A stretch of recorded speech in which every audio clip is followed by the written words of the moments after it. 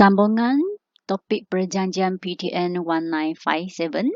Selepas murid-murid telah belajar Suruhanjaya Rek yang menyediakan perlembagaan PTN, hari ini kita akan kaji isi-isi penting perjanjian ini dan juga kepentingan perjanjian ini.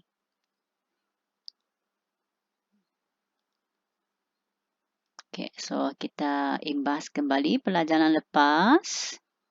Perjanjian Persekutuan Tanah Melayu 1957 ditandatangani pada bulan Ogos, iaitu 15 hari bulan antara Raja-Raja Melayu dan British. Okay. So pada 17 hari bulan Ogos 1957 lahirlah perlembagaan PTN 1957. Dan perlembagaan ini sebenarnya berasaskan Perjanjian Persekutuan Tanah Melayu 1948 yang menggantikan Malayan Union. Masih ingat syarat-syaratnya? Okey, kalau lupa rujuk balik bab 4 ya. Okey, so sekarang kita kaji apa pula isi-isi penting ataupun syarat-syarat penting dalam perjanjian PTN 1957. Okey, so cikgu akan bahagi semua ini dalam 3 grup. Okey ya.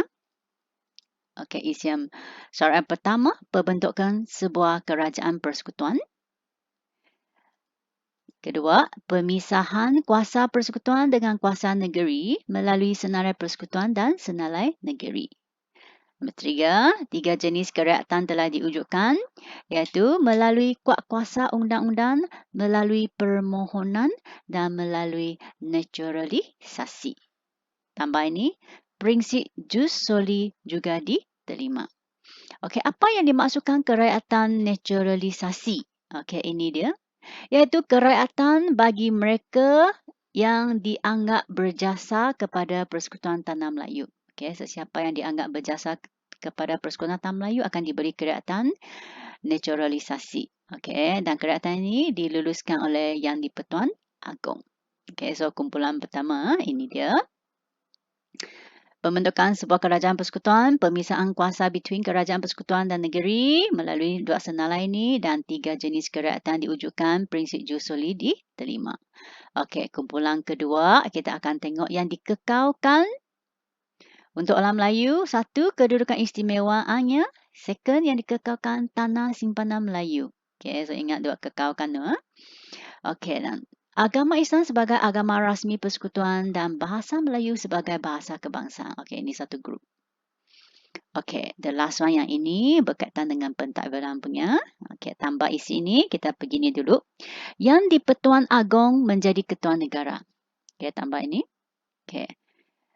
Pentadbiran negara bersifat demokrasi berparlimen, iaitu Dewan Rakyat dan Dewan Negara akan terletak di bawah kuasa parlimen. Boleh? Pada peringkat negeri, Menteri Besar akan menjadi pelaksana pentadbir dan beliau dibantu oleh Dewan Undangan Negeri dan Esko. Okey, boleh. So, itu adalah syarat-syarat ataupun intipati penting dalam Perjanjian Persekutuan Tanah Melayu 1957. Okey, so formulanya mungkin murid boleh ingat kerajaan persekutuan PISA 3.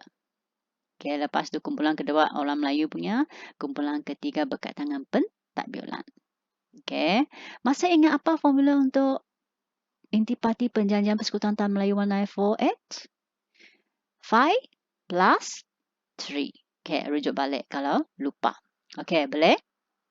Okey, itu tajuk pertama, intipati Perjanjian Persekutuan Tanah Melayu. Sekarang kita masuk tajuk yang seterusnya.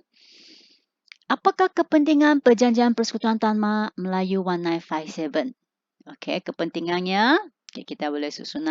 Seperti yang termoleh Cikgu Suha kata, perjanjian ini merupakan simbol British memberi kemerdekaan kepada Persekutuan Tanah Melayu. Okey, so maksudnya yang memberi hak mutlak kepada penduduk tempatan untuk mentadbir sendiri ikut acuan sendiri, ikut style sendiri. Okey, so dengan itu membolehkan sebuah kerajaan demokrasi dengan konsep raja berperlembagaan dibentuk. Okey, dan perjanjian ini turut dapat mewujudkan perpaduan kaum. Okey, huraian sikit tambah. Sebelum ini, masalah perpaduan kaum akibat perbezaan kebudayaan dan fahaman politik Okey, tambah lagi isi-isi.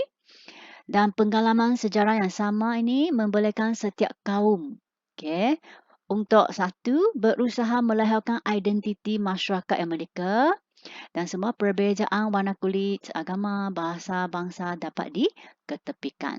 So, daripada ini, keharmonian dapat dicapai tanpa tumpah darah. Okay.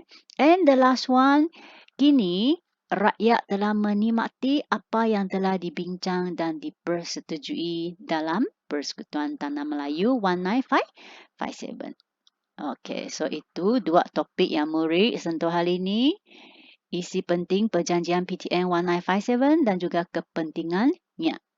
Okay, boleh? So, secara keseluruhan, apa yang murid belajar dalam perjanjian PTN ini ada 3 subtopik. Satu, selain dua ini, isi dan kepentingan. Satu lagi tempoh yang kita belajar Suruhanjaya REC yang menyediakan perlembagaan PTN 19557. Okay, so itu saja. Jumpa sesi lagi